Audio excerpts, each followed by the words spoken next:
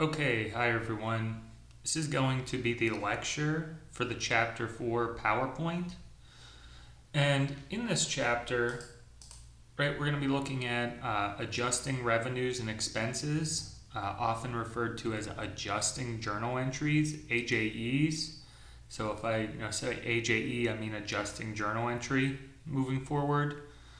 We're going to look at preparing financial statements, and then we're going to look at closing the books. So with all of that, right, we have mentioned previously in this class the accounting cycle. And specifically, as I have here, it's the process used by entities to analyze and record transactions, adjust the records at the end of the period, prepare financial statements, and then prepare the records for the next cycle. So in chapter 2, right, we looked at the general journal. That is to say, the journal entries as they happen. A, B, C, D, debit, credit for each of those. And then in chapter 3, we built that out further. We looked at balance sheet and income statement accounts. We talked about the general ledger, right, where you have all the T accounts. So every time you make a journal entry on the general journal, you have to carry it over to the T account on the general ledger. Now, where things are going to diverge a little bit from previous lectures is we're going to really look at these intervening steps now, right? So what we had done after we had done the T accounts was a trial balance, right? And really that is considered an unadjusted trial balance because we haven't, at this point in time, made our adjusting journal entries at the end of the period. So we'll talk about that in this lecture, but the idea here is you just have like a placeholder TB, then you do your AJEs, some more journal entries, right? Update everything, and then do an adjusted trial balance. So a second trial balance that now considers these additional journal entries. At that point in time, once you have the adjusted trial balance, you can prepare the financial statements. When you're done with that, you're going to close out your temporary income statement accounts into retained earnings, and that will basically eliminate all those temporary accounts. And at the end of the day, right, you're going to prepare one last trial balance to show all of your balance sheet accounts, because at that point in time we will have eliminated our income statement accounts. So we're going to look at this. We're going to have an example, when we do the problems especially, that will flesh this out.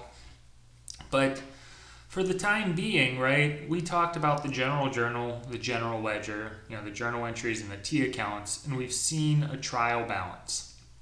Now let's zoom in and focus in on what are these new journal entries we have to do, these adjustments or these AJEs. Right, so as I have here, right, this chapter we're going to be looking at the end of the period steps, things like AJEs, preparing the financial statements, and then closing the books and records.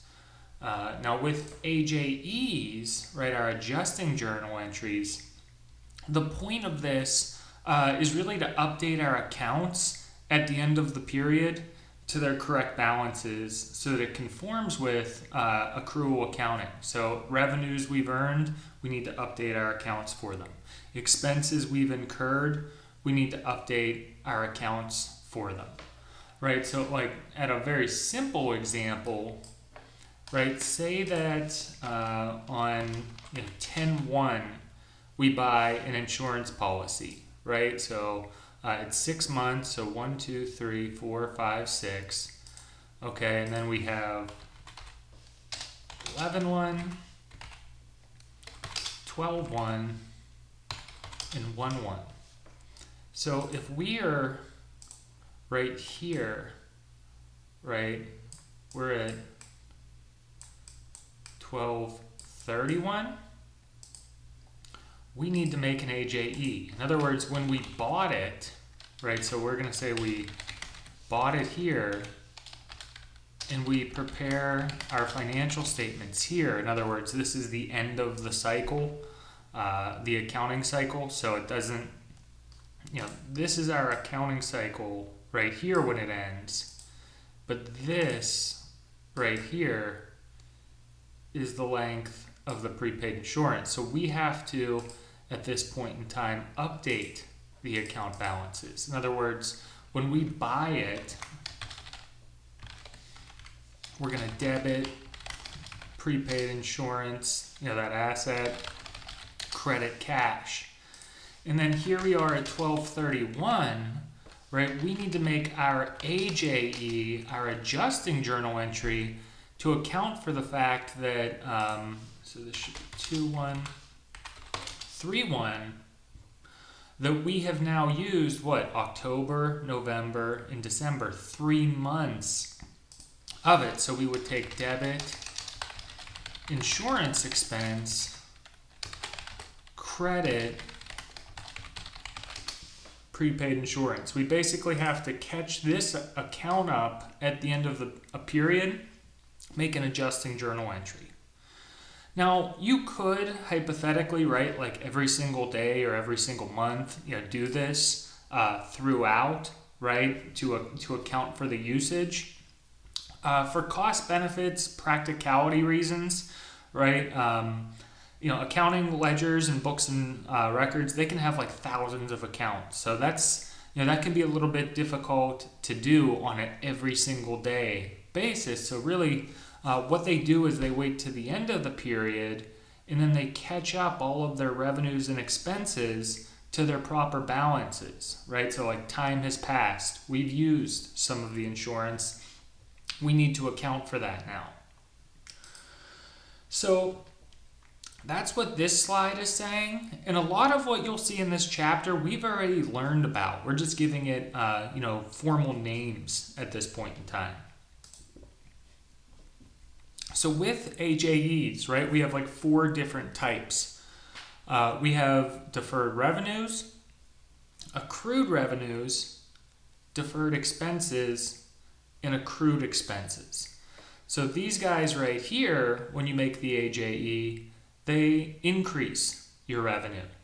Whereas these guys right here, these are going to increase your expenses. Okay, so you could classify it by that way, or you could classify it by your deferreds or your accrueds.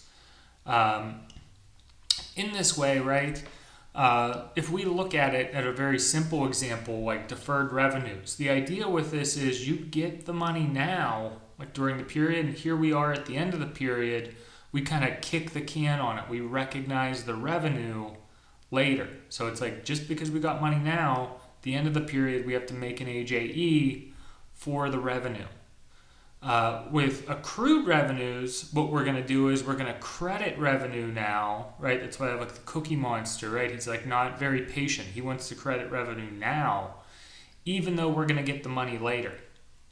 And then similar setup with AJEs for deferred expenses and accrued expenses. In one situation, the deferred expense, we may pay the money now, but we kick the can until later on whenever we would actually debit expense. And then with accrued expenses, you debit expense now versus later on, you might actually pay the cash for those expenses. So let's start with deferred revenues, right? So this is 1 of 4. Right, so this is when a customer pays for goods or services before the company delivers them. So we've talked about this, right? Gift cards, ticket sales, rent if you're a landlord and somebody gives you the money ahead of time. The idea with this, right, the initial journal entry, right? So in this case we have 1, we're going to be looking at deferred revenues. So in this case, we would have, somebody gives us money before we earn it. So debit cash, credit unearned revenue. And then later on, we earn it, in this case, debit unearned revenue, credit service revenue. We earn it. right? So this is going back to this guy, right? We get the money now, but we credit the revenue later. We defer it. We kick the can on it until later on. So we defer the revenue. So this guy right here, this is just showing you the AJE at the end of the period, right? So you could imagine at some point in the period, we sold gift cards, right? We had that unearned revenue. Here we are at the end of the period. We have to true this account up to its proper balance in light of revenue recognition rules. So hey, it looks like we sold 106 during the period. People came in and used $52 of gift cards. We got to flip out that unearned revenue. Let's look at accrued revenues, right? So this is when a company provides goods or services, they earn the revenue before the customer or the item actually gives us the cash. So we have recognition first and then cash later. So in this case, right, we have two accrued revenue. It looks like we bought an investment, debit investment, credit cash. And then later, it looks like that investment, we're at the end of the period, it earns some interest that it's going to pay us next period. So we would do debit, in this case, interest receivable, credit, interest revenue. And then, when they actually pay us the cash, it would be debit cash, credit, interest receivable. But this is the idea with an accrued revenue, right? We're going to credit the revenue now, right? Credit it now, even though later on we're going to actually get the money from it, right? This is just showing you how we obtain the asset that gave us it. So in this case, here's where we recognize the revenue. In this case, here is where we recognize the revenue. And then cash, we can make blue, right? So it's like cash, then revenue, revenue, then cash. Let me just make that.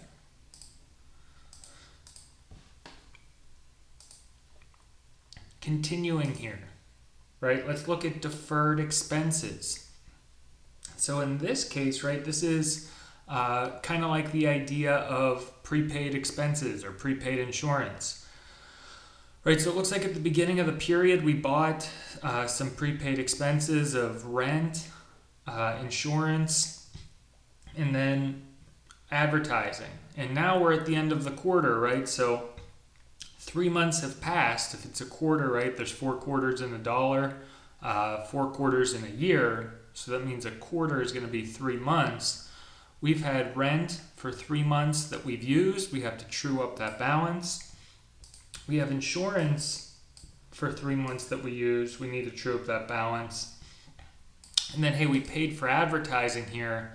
Now we need to take the expense for the usage of that advertising. So in short here, right, with the deferred expense,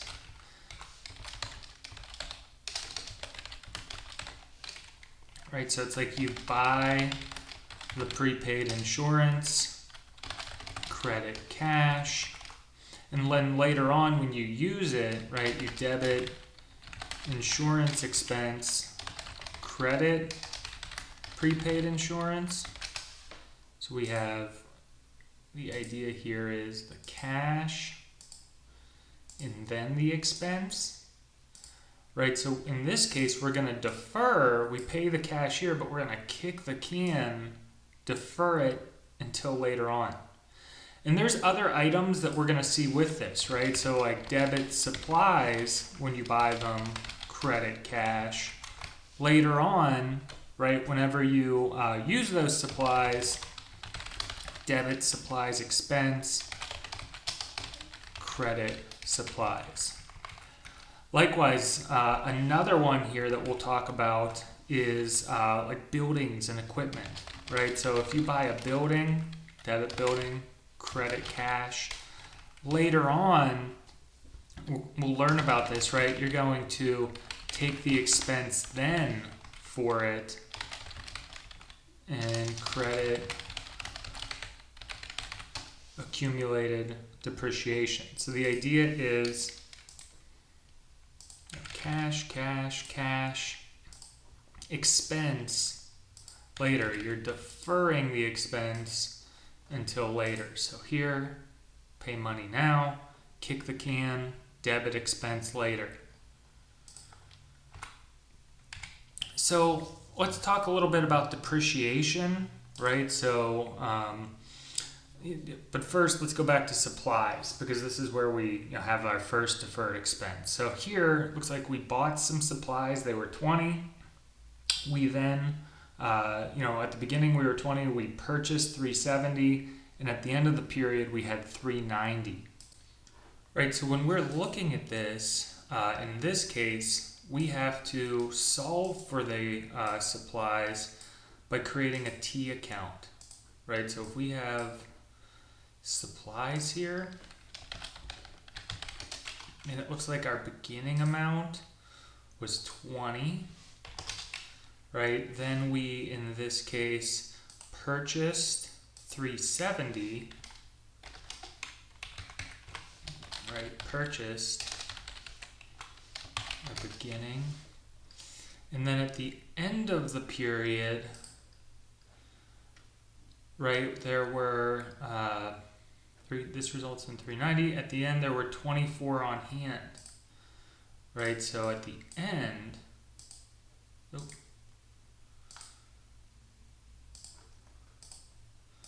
we had 24.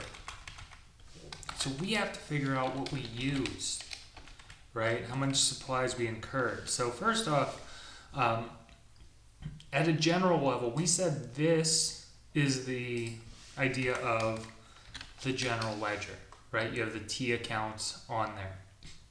And how you populate them, the beginning balances, they come from last year, right? Last year's ending is this year's beginning. And then these items in between, they come from the general journal. So in this case, right, when we bought supplies, debit supplies, credit cash. And then it looks like at some point we used supplies, debit supplies expense, credit supplies.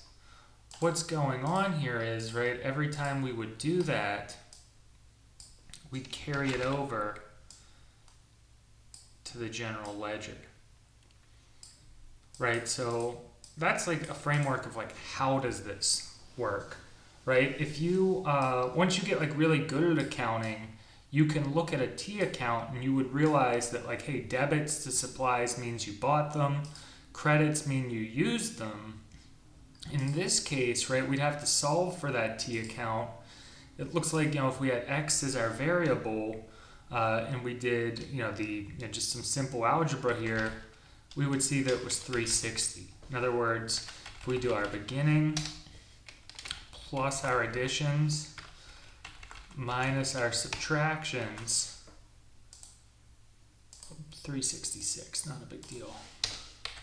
Right, it gets us to the 24. So I say this because on the exam, right, I could ask you for, I could give you this information. I would say, could you please tell me the ending balance in supplies?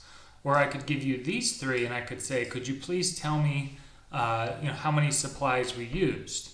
Or I could give you this, that, and this and say, could you please tell me how many supplies we purchased?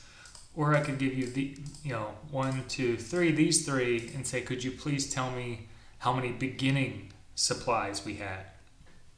All I'm doing is I'm flipping the X, right, the variable somewhere between these. Any of them can be the X, right? It's just simple algebra to solve for it. But again, this is a deferred expense, right? Because when we buy it here, we kick the can, we defer the expense until later on.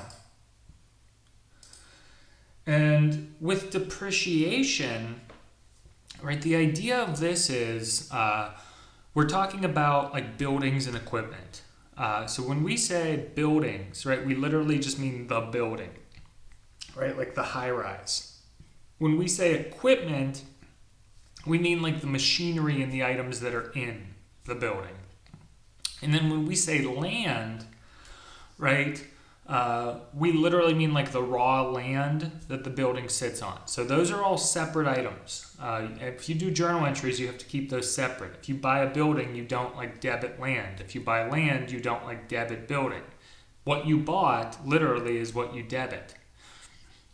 And right, as a general rule, we talked about that historical cost principle where we said, you record things at cost. But here's the idea, right? Instead of immediately, right, when we first buy a building, we do not do debit building expense, right? You don't take the expense immediately. And the idea with it is, with depreciation, is if we have a little timeline here, right, here we buy the building. Depreciation, much like prepaid insurance, we want to match the expense over the useful life of the building, right? So like an expense in year 1, in year 2, right? That's better showing, matching. It's a more accurate statement of what's going on versus taking, a giant expense in year 1. So we have to match it throughout the life of the building. If it's going to last 10 years, we buy it for $100. Every year, we'll take a $10 depreciation expense on it. So the idea with depreciation is it's a matching concept. First off, depreciation is an expense, and it's recognizing the cost of the building over the useful life of the building. And when you have depreciation, the journal entry is going to be debit depreciation expense and then credit accumulated depreciation, right? So that's the journal entry. Again, what is it? When you buy a building, you tee it up. When you buy a machine, you tee it up. When you buy land, right, you tee it up, debit, debit, debit. And then over the useful life, to match the items, you take depreciation expense. One kind of caveat here, you do not depreciate land. Land is considered to have like an indefinite life. But a building, right, maybe a building's only going to last 10 years, 20 years. A machine, 5 years, right? So right now, right, I just want you to realize that what depreciation is, it's recognizing the expense of buying the building. It's like a cost recovery mechanism over the useful life of the building. And we debit depreciation expense and we credit accumulated depreciation, which is a contra account. Right? So a contra account, I just use XA. It's basically an offsetting account. It's kind of like a shadow account. So every time you have a contra account, you implicitly have a shadow account to it. So in this case, it's like buildings have a shadow account of accumulated depreciation, right? And it will have the reverse setup, right? So if buildings and equipment and asset are increased through a debit, then its contra account, right, the accumulated depreciation, it's going to be the reverse. It's going to increase through a credit. So in this case, another thing to consider is on the balance sheet, we keep PP&E, its carrying value, or its net book value, is its cost minus its accumulated depreciation. In other words, let's say we buy a building in year 1, right, for $1,000. Debit building, credit cash. Okay, and then let's say this building is going to last 10 years, and for right now, let's just keep it simple. Say that every year we do debit depreciation expense for 100, credit accumulated depreciation for 100. Okay, so here's the idea. At the end of year 1, right, when we do our adjusting journal entry to accumulate the depreciation expense, we're going to have on our balance sheet, right, it's going to say building of 1,000, and then below it, right, it will have accumulated depreciation of 100. So that means the net book value of the building on that point in time is going to be 900, right? So this is like the carrying value, it's 900, but they show both of them and the net book value. So it's like all of this is shown on there. That's what net book value means. It's what you paid for it minus your accumulated depreciation. So at the end of year 2, right, on the balance sheet, this is still going to be 1,000, but if we just did another year of depreciation, right, this would be 200, and the carrying value would be 800. Okay, so that's the idea with it. We will have a chapter later on that talks about how you actually calculate depreciation. Right here we just use simple like 10% a year for 10 years. There's different methods and techniques for calculating it. The most important thing you need to know is, what is depreciation? It's a cost recovery mechanism. We're matching the building, the usage of it, with the expense of the building. 2, you need to know the journal entry for depreciation. And 3, you need to know how it's kept on the balance sheet at its net book value. They will spell out the cost. It's always at cost. And then you put accumulated depreciation. Below that is your net book value. So again, this depreciation, the idea with it is it's a deferred expense because we buy the building here, but we defer or kick the can on it until a later point in time. 4th, let's talk about accrued expenses. So in this case, right, this is when a company accrues an expense before it pays the revenue, okay?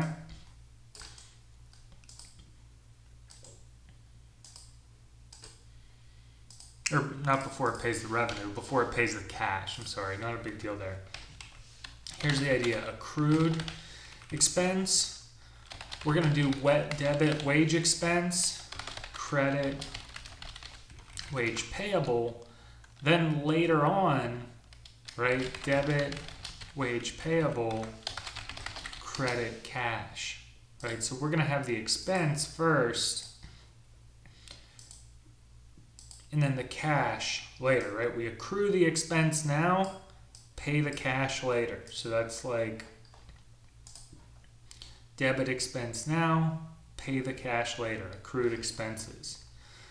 And there's a variety of them with it, right? Essentially, they often occur with payables and the credit, so like wage expense, right? Interest expense, right? So interest expense, if we borrow $80 at the beginning of the quarter, and we have a yearly interest rate of 5%, and 3 months have passed, right? So a quarter is 3 months. What we would do here is the $80 times the 5% yearly rate, and we have to do it times 3 over 12. 3 months of those 12 months have passed, right? So this is based on a yearly rate, so that also has to be based on a yearly rate. So debit interest expense, credit interest payable, right, on our borrowing. Utilities expense, right? We saw this last chapter where you have to accrue it, you'll do payable, and then next period you'll pay it. The last one you'll do, because you kind of need all your revenues and expenses, right? That would be your income tax expense, right? You need to know that PTBI, which includes all of your other income and expenses, to calculate your tax expense. So debit tax expense, credit taxes payable. Again, the idea with all of these are expense now, expense now, expense now, expense now. Later on, we're going to pay the cash for it.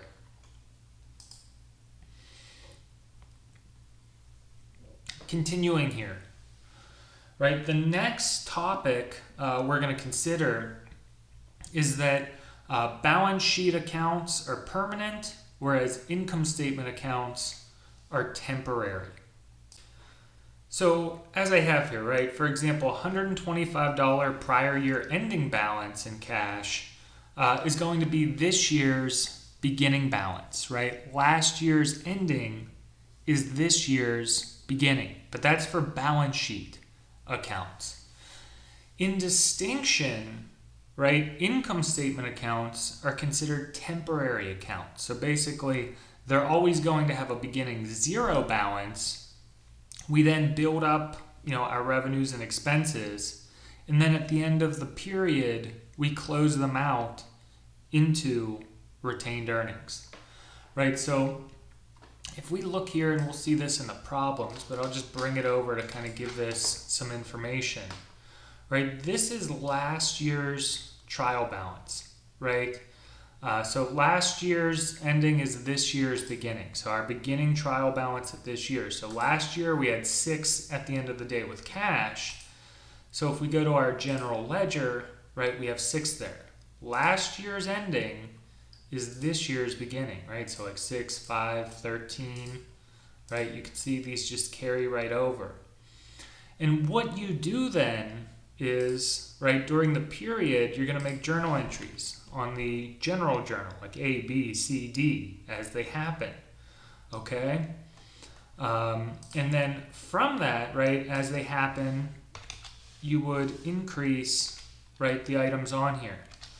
So like if you debited cash, you would debit cash here, so on and so forth. From that, right, you could get a variety of other answers there, situations, but that's the idea with it, right? So at a starting point, balance sheet accounts, last year's ending is this year's beginning. We'll see here with income statement accounts the distinction with it.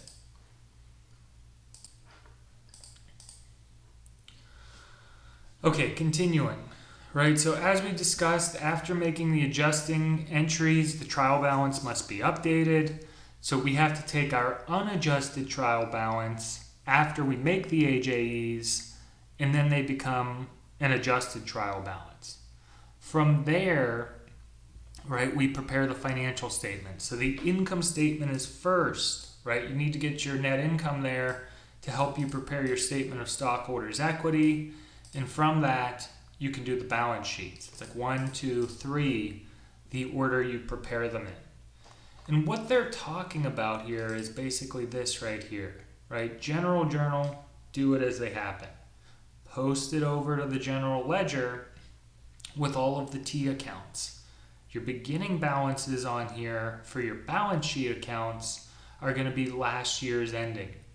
You're not going to have any beginning balances in your revenues or expenses because at the end of the period we reverse them out and close them, right? So it's like, imagine we were in year 1, we run through all of these things. At the end, we close out, zero out all of the T accounts for revenues and expenses, and then we go back at the beginning of year 2.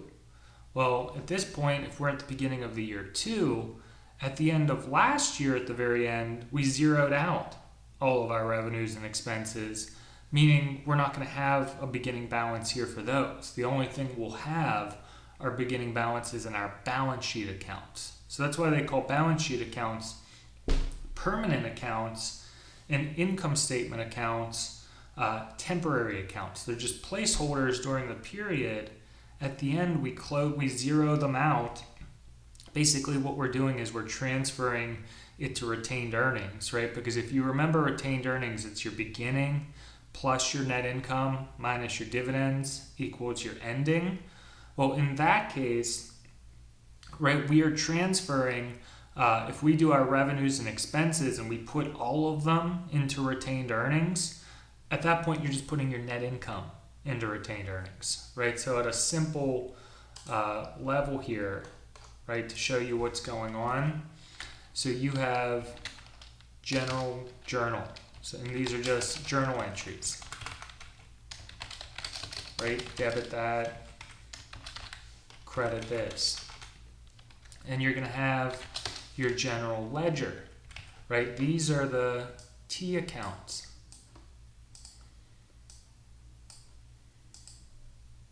Left. And every time you do the debit, for the account, you have to carry it over, right? There's going to be a variety of T accounts on here. There could be, 10, 20, we'll just put 4 here.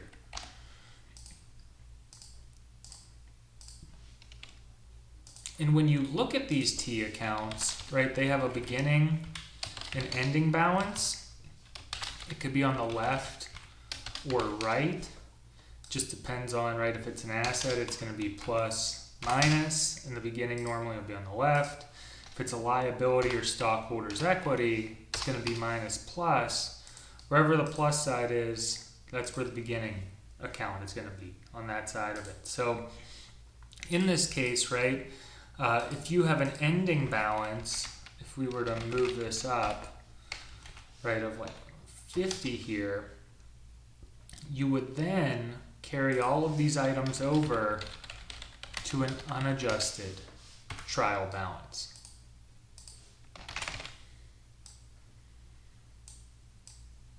Right, and this guy right here is just that giant single T account, okay? Where all your debits equal all your credits. So it's like you have count 1, 2, 3, 4, 5. Now here's the deal, right? Then we have to make our AJEs, right? Because this stuff happened during the period, right? Maybe we bought prepaid insurance and we did a journal entry for it here. Now we're at the end of the period, right? And we need to update those accounts for our AJEs. So maybe we do like debit, insurance expense, credit, prepaid, insurance, right? We have to do that, for all of our items that we have AJEs for, because we need to update them to their proper balance. So after that, right, after we go back and update these for their AJEs, right, all of these T accounts wherever we have AJEs, we then have to do an adjusted trial balance, right? Again, it's just a big T account with all our debits and credits, but at this point, right, it's going to be adjusted, right? In other words, we have already made our adjusting journal entry. So this one is unadjusted because we haven't made these yet. This one is adjusted because we have made them, right? From this, right, our adjusted trial balance, we can then go in, right? So we're adjusted, we can prepare the financial statements, right? We said with the financial statements, you do the income statement first, you then do the statement of owner's equity, you can do the balance sheet and the statement of cash flows, right? You basically are just carrying these balances over to here, right? If it's a revenue or expense, it goes on the income statement. If it's a stockholder's equity account, it goes on there, right? You basically classify it by what its element is and then apply it to those baby equations. So then what we do, right? So over in this adjusted trial balance, we're going to have our assets, our liabilities, our stockholders' equities, and our revenues, and our expenses, right? So what we then do at this point in time, after we make the financial statements, is we have to do the closing of the books, right? And essentially what we do here is we get rid of all these revenues and expenses, right? So it's like we get rid of that, we get rid of this, and we put it inside of stockholders' equity as part of retained earnings, right? So what you do to close the books is you're going to debit all of your revenues, right? All of those T accounts, you zero them out by debiting it, right? Because if they're on the right side, to get rid of it, you got to put it on the left side. And then you're going to credit all of your expenses, right? Because if they're on the left side, you got to put it on the right side, right? And then the difference between them, right? All of this, that's your net income, right? What you're going to do here is if you're at net income, you're going to credit retained earnings. You know, it's going to be a plug, right, to make it balanced. But that plug is really showing net income, right? And the idea with this is, right, by virtue of doing this, right, when you close the books, you zero out all those revenues and expenses. You now have gotten rid of them. This retained earnings is in your stockholders' equity section, and all you have left are balance sheet accounts, right? So this is going to be your post-closing trial balance. One last one you do, right, where you have closed out all these revenues and expenses, you put them into retained earnings, and they're now, you know, part of retained earnings on your balance sheet. And why are you doing this, right? So if you remember retained earnings, it's beginning retained earnings plus net income minus dividends equals ending. The idea is all of these, right here, that's your net income, right? So if you have $100 of net income, right, and you have, let's just say 25 there, 0 dividends, right? So you're going to have your beginning plus your net income minus your dividends, 125.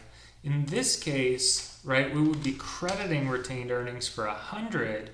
We're just building into that 125 our net income. So to make it like nice and neat and clean, you get rid of these like 30 revenues and expenses you have, put them into your retained earnings because that's where they're ultimately going anyhow.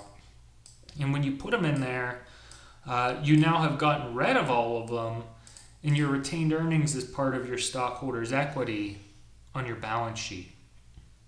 So we'll see this in problem format, right? This is like, like I said, the PowerPoints are not something that you're going to just be able to read and understand. This lecture will actually make more sense, if you watch it once, then do the problems, and then come back and watch it again. Right now, it's probably just like words you're hearing. But continuing,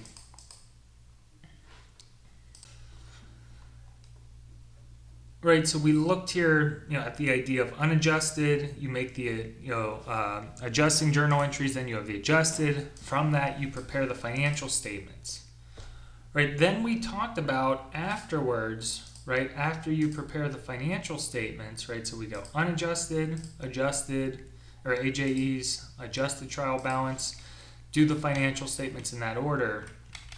Now we're going to close the books, right, get rid of these revenues and expenses, close them out into retained earnings. So that's what this is saying here, right? After you prepare the financial statements, you do the closing process. And what you do here is you transfer the balances in the income statement accounts, right, those temporary accounts, into retained earnings. So that's why, you basically get rid of your income statement accounts, zero them out, and put them into retained earnings. So that's why I have here temporary accounts with debit balances, you credit, and temporary accounts with credit balances, you debit to zero them out.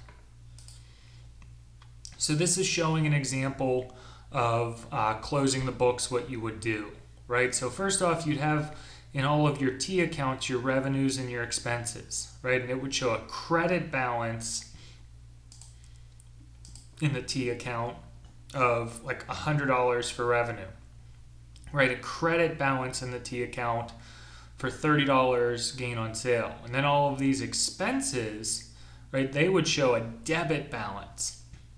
So in order for us to get rid of them, right, we have to reverse them out. If our revenues are showing a credit balance, to reverse them out to zero, we have to debit them.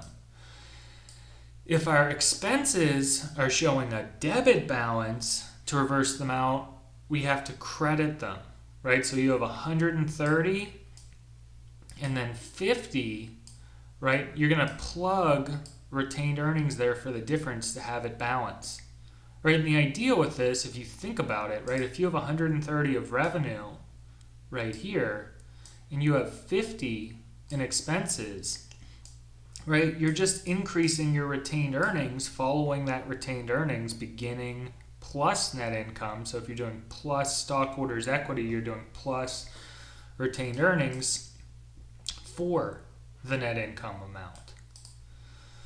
Right, so this is just showing you how in those T accounts, right, you would do the closing entry. So that's what CE means. And then at the end of the day, right over here, right, once you closed all the books out, you got rid of your, revenues and expenses, right? You pack them into retained earnings, which are now sitting here. You're going to do a post-closing trial balance, where it's going to be all of your debits equal all of your credits, but it will just be balance sheet accounts. In other words, as I have here, all of your income statements will have been zeroed out by virtue of the closing process, and now will be reflected in retained earnings. So upon completion of the post-closing trial balance, we start everything over. So in other words, here we are, right? This is the end of the cycle. If we have, right, cash with a debit balance of 100, what we then do is, right, if we're now in year 2, and we go to our cash,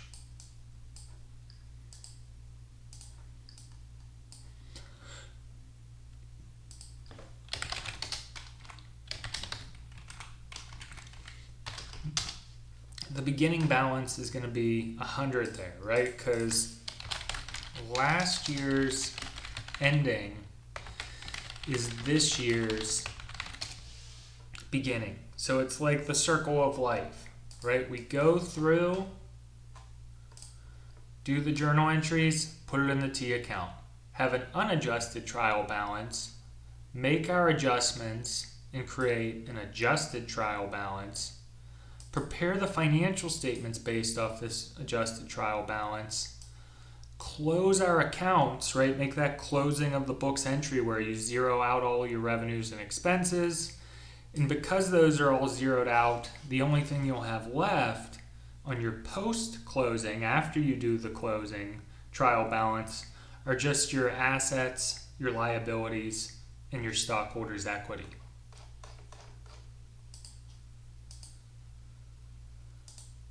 So the ratio here for this week, right, we're going to be looking at the total asset turnover ratio. So this measures how efficient management is at using assets to generate sales. Generally, right, the higher the ratio, right, the higher the total asset turnover ratio, the more efficient assets are being utilized to help us generate revenue. So if I had two companies, right, one had a total asset turnover ratio of 9, and another company had a total asset turnover ratio of 15, and I was comparing them to invest in it, I would say, hey, that one that has the 15, they're more efficient in using their assets to help them generate revenues. And the equation for this is going to be your net sales, or it could be your operating revenue, right, depending on what information is given to you. And then it's going to be divided by your average total assets. So the denominator there, you have a kind of equation within an equation, Right? This guy right here is your beginning assets plus your ending divided by 2. So, if you had, like if we were to look at this, right, total asset turnover ratio. So it's, in this case, we'll just say operating revenues minus, or divided by average total assets. So if we had, 1,000 in operating revenues, right? And let's say that our beginning of the year we had 10,000 in assets, and at year end, let's say we had 14,000 in assets. So what we would do in this case to find the denominator, right, our average assets, it would equal, in this case, so let's put average assets, it would equal our beginning plus our ending, right, divided by 2. How much did we have on average over the year? Well, we started with this, we ended with that. So if we add them together and divide by 2, right, we're going to see we had $12,000. So in that case, our total asset turnover ratio is going to be 0.0833. And it all depends, right? Like, I don't know if that's good or bad. Depends on the nature of the business, what the total asset turnover ratio is of other businesses. Again, these ratios in a vacuum, they don't mean anything in the sense that, again, it's all comparative. We would have to see what other businesses do. We'd have to see like what is expected of somebody who's in the same field as us. But again, they're good to compare when we're looking at different companies. So again, just to summarize this lecture, right, this is a big thing to know here, right? The idea with your deferreds, and your accruals, right? And the idea is when you have a deferral, right, a deferred, you're kicking the can, right? You're deferring whatever it is, a revenue expense, until later on, right? So if like somebody says, take your turn or something, you say, oh, I'm going to defer on that. You're really just saying, well, I'm going to wait until a later point in time, right? So if you're deferring your revenue, you're waiting until later to recognize it, credit revenue. If you're deferring your expense, you're deferring it until later on to debit expense. Accruals, in distinction, right, that's more like Cookie Monster, right? It's like right now you're going to take it. So, the idea is you're going to credit revenue now, even though you actually get the money later. You're going to debit expense now, even though you're actually going to pay the money later.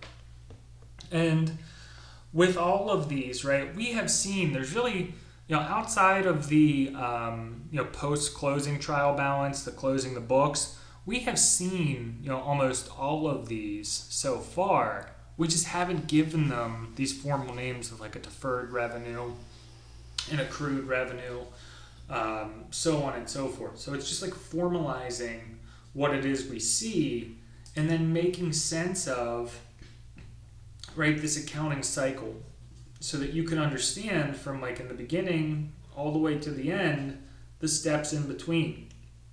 And then at the end, right, you go back next year and you start at the beginning. Go through, third year, start at the beginning. Fourth year, start at the beginning. Right, that's why they call it the cycle. It's just, continuous looping through this, right, what you do each year.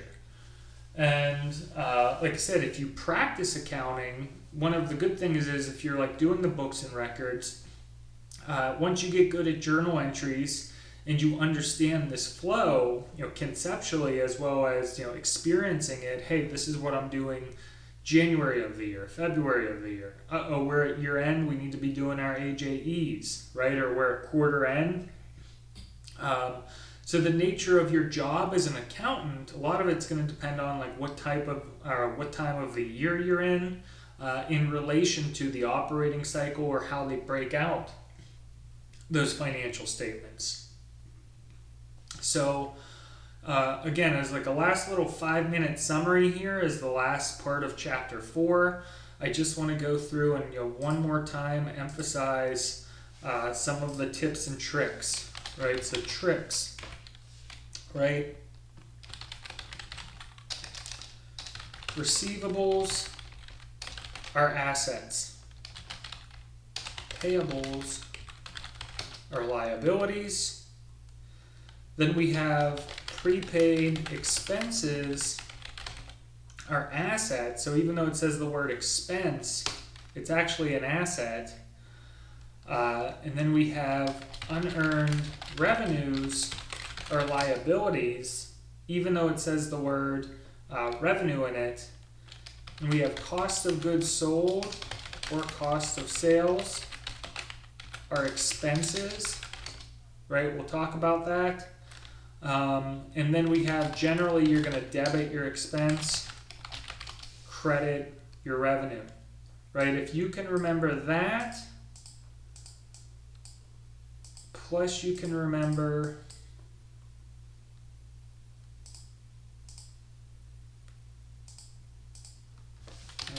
assets,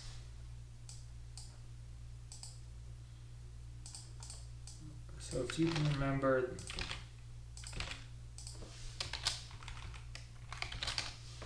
right, debit's always on the left, credit's always on the right, and plus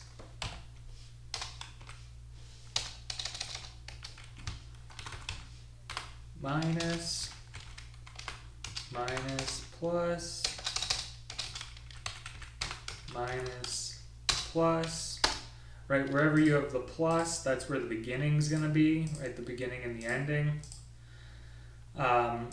If you can remember that, and then the 4 baby equations, right? The balance sheet equals assets plus liabilities plus stockholders' equity.